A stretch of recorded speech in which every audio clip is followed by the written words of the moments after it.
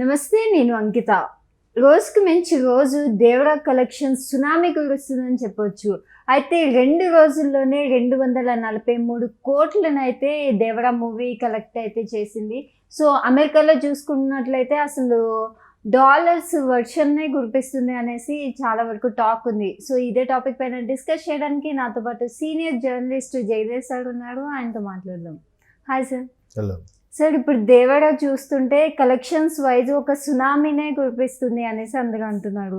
2 డేస్లోనే 243 క్రోర్స్ అయితే దాటేసింది. మరి ఇక అమెరికాలో చూసుకుంటే అసలు కలెక్షన్స్ వస్తూనే ఉన్నాయి డాలర్స్. సో, మరి దేవరా కలెక్షన్స్ ఇంకెంత వెళ్ళబోతుంది? అసలు ఈ కలెక్షన్స్ వైజ్ చూసుకుంటే ఇప్పుడు ఇండియాలో టాప్ 5లోకి దేవరా చేరబోతుందా? ఖచ్చితంగా చేరబోతుంది. ముందు నుంచి కూడా నేను చెప్పేది ఏమిటంటే, ఇండియన్ సినిమా అనేది ఎప్పుడు కూడా హీరో ఓరియంటెడ్ మూవీస్ అని, అంటే హీరోని బేస్ చేసుకొనే కథ కథనం అన్నీ కూడా నడుస్తుంటాయి.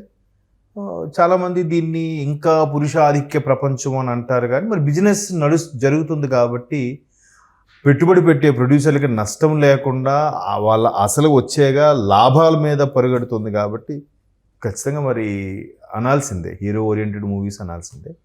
ఎందుకంటే ఆ ఓపెనింగ్స్ ఒకటి డైరెక్టర్ పేరు క్రెడిట్ కొంత ఉంటుంది, బట్ ఇక్కడ ఎలా అయిపోయిందంటే హీరో ఓరియంటెడే.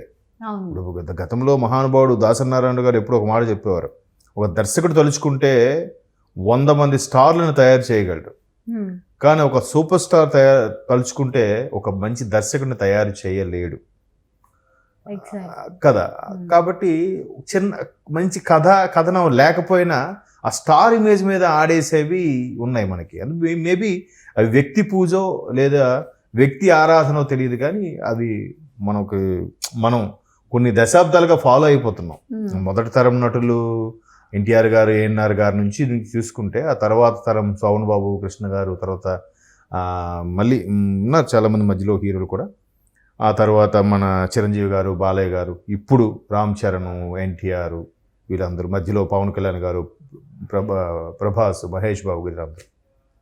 ఇప్పుడు బాహుబలి నుంచి ఎలా అయిపోయిందంటే ఇండియన్ సినిమా అనే కాన్సెప్ట్లోకి వచ్చేసింది. ఇంకా సౌత్ మూవీ, నార్త్ మూవీ అని ఏం లేదు. ఇంతకుముందు ఎలా ఉండేదంటే ఒక లాంగ్వేజ్లో ఒక సినిమా హిట్ అయ్యింది అని అంటే ఆ సినిమాని రైట్స్ కొనుక్కొని రీమేక్ చేయడము, లేదా యాజ్ ఇట్ ఈజ్గా డబ్ చేయడం, అట్లా జరిగేది.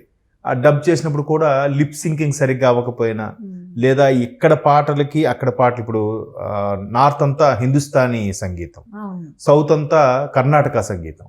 సో ఇవి కొన్ని ఇబ్బందిలాగా అనిపించేవి కొంతమందికి. బట్ ఇప్పుడు కర్ణాటక, హిందుస్థానీ, పాపు అన్ని మిక్స్ అయ్యి కొడుతున్నారు ప్రతి మ్యూజిక్ డైరెక్టర్ కూడా. ఎందుకంటే వరల్డ్ వైడ్గా అన్ని రకాల భాషల వారిని, అన్ని రకాల జాతుల వారిని, అన్ని రకాల ప్రాంతాల వారిని ఎంటర్టైన్ చేయడానికి వాడుతున్నారు. అండ్ మోర్ ఓవర్ డిఫరెంట్గా విలక్షణతో నటించే నటులనే ప్రతి సినిమాలోనూ పెట్టుకుంటున్నారు.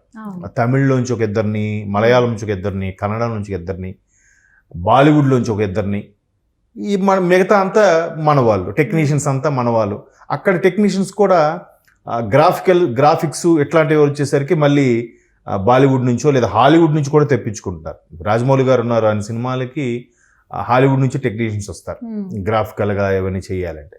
సో అట్లాగా నడుస్తున్నప్పుడు ఎన్టీఆర్ అనే ఒక మాస్ హీరోకి ఆ ఇమేజ్కి వచ్చే కలెక్షన్స్ పెద్ద ఆశ్చర్యం కలిగించలేదు నాకైతే. ఎందుకంటే ఆయనకి ఆ ఇమేజ్ ఉంది, ఆ స్టార్డమ్ ఉంది, పైగా ఆయనకి ఆ టాలెంట్ కూడా ఉంది.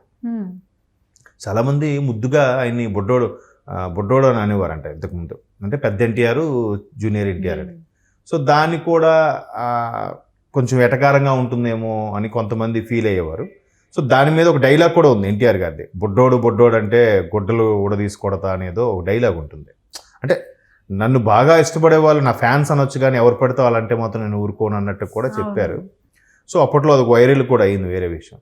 సో అంత మల్టీ టాలెంటెడ్ పర్సన్ కాబట్టి పాటలు కూడా పాడేస్తాడండి ఆయన.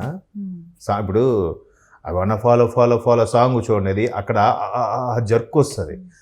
ఎవరు పాడగలరు? మామూలుగా సంగీత నేపథ్యం ఉన్న వాళ్ళు పాడితే ఓకే, కానీ సాధారణంగా ఒక హీరోయిన్ అట్లాంటివి ఏం పాడగలరా? ఆయన అది పాడతాడు. ఏ లాంగ్వేజ్కి వెళ్ళినా అక్కడ ఓన్ డబ్బింగ్ చెప్పేస్తున్నాడు. ఏ స్టేజ్ షోకి వెళ్ళినా అక్కడ ఆయన స్పీచ్ ఆ భాషలో మాట్లాడుతున్నాడు. జపాన్ వెళ్ళినా కూడా అక్కడ జపాన్ ఒక 4-5 పదాలు నేర్చుకొని జపాన్లో కన్వే చేసాడు వాళ్ళని, ప్రతిదీ. సో అట్లాంటి ఇమేజ్ ఉన్న హీరోకి మీరు 2 రోజుల్లో 243 కోట్లు అనేది పెద్ద విశేషమే కాదు. బట్ 400 కోట్లు పెట్టుబడి ఖర్చు పెట్టి చేసే హీరోకి, ఐ మీన్ దేవరా మూవీకి, అంటే మేబీ వాళ్ళదే సగం బ్యానర్ ఎన్టీఆర్ ఆర్ట్స్, మిగతా సగం యువసుధ అనేదో వాళ్ళు కొసరాజు గారు వాళ్ళు వీళ్ళు కలిపి పెట్టారు ప్రొడ్యూసర్గా. సో మొత్తం మీద 400 కోట్లు అయితే 350 కోట్లు సినిమా రిలీజ్ అవ్వక ముందే బిజినెస్ చేసేసింది. ఇంక 50 కోట్లు వస్తే చాలు అసలు వచ్చేసినట్టు అనుకున్నారు. కానీ ఆ 50 కోట్లకు మించి మొదటి రోజే 140 కోట్లు వచ్చేసింది. రెండో రోజుకి 240 అంటే రెండో రోజు ఇంకొక 90 కోట్లు వచ్చినట్టు అర్థం, అంతేనా? సో ఇంకేముంది ఈ రేంజ్లో వస్తే, ఇంకా ఇది కాక శాటిలైట్ రేట్స్ కూడా ఉన్నాయి, ఓటీటీ ఉన్నాయి, ఇవన్నీ అయితే ఇంకెంత వస్తుంది? వచ్చేసి ఉంటుంది. 400 కోట్లకు మరో 400 కోట్లు ఈజీగా వచ్చేస్తుంది కూడా. సునామీ ఎవరు వేసుకుంటున్నారు, కానీ ఆ సునామీ వర్షము ఇట్లాంటి కలెక్షన్స్ అయితే మాత్రం ఫస్ట్ బాహుబలి నుంచి స్టార్ట్ అయింది. తర్వాత దంగల్కి దేనికో వచ్చినట్టుంది. ఆ దంగల్ని మళ్ళీ KGF 2 ఏదో బీట్అవుట్ చేసినట్టుంది. KGF 2 బీట్అవుట్ చేసిన తర్వాత మరలా జవాన్ ఏదో బీట్అవుట్ చేసింది. తర్వాత జవాన్ RRR సంథింగ్, ఇది ముందు అది అనుకోవద్దు. మేబీ మీరు అన్నట్టు టాప్ 5 మూవీస్లోకి రీచ్ అయిపోయింది ఆల్రెడీ. బాహుబలి, RRR, KGF 2, జవాను, అలాంటి కొన్ని తర్వాత మధ్యకాలం లియో, మన తలపతి లియో ఒకటి, ఇట్లాంటివి కలెక్షన్స్ పరంగా చూస్తే వన్ డే హైయెస్ట్ 167 ఏదో కల్కి కూడా వచ్చిందని అన్నారు. సో ఆ కల్కిది ఇప్పుడు ఇది 140 కాబట్టి ఇది టాప్ 5లో ఒకటి ఉంటుంది, one day highest collections world వైడ్గా నేను చెప్పేది, గ్లోబల్. ఓవర్సీస్లో ఆడుతున్నాయి ఇప్పుడు. అమెరికా అంటే మొత్తం ఉత్తర అమెరికా నేను చెప్పేది, కెనడా, మెక్సికో, అమెరికా దేశాలు, ఈ 3 దేశాలు నార్త్ అమెరికా కాంటినెంటల్లో ఉంటాయి. అవి ఉన్నాయి, అరబ్ కంట్రీస్ ఉన్నాయి, ఇప్పుడు మీరు అన్నట్టు చైనా, జపాన్ లాంటి కంట్రీల్లో ఆడేస్తున్నాయి. ఏముంది అసలు, ఒకప్పుడు చైనా, జపాన్ వాటిల్లో ఆడాలంటే ఒక రజనీకాంత్ గారికి ఒకరికే సాధ్యమయ్యేది అది. ఇప్పుడు అండ్ జపాన్ వాళ్ళు కూడా చూస్తే తెలుగు పాటలను ఎక్కువగా ఆదరించి వాళ్ళు కూడా తెలుగు నేర్చుకుంటున్నారు. ఎస్ మనం ఈ ట్రోల్స్ లో వాటిలోను తర్వాత షార్ట్స్ లోను కూడా చూశాను.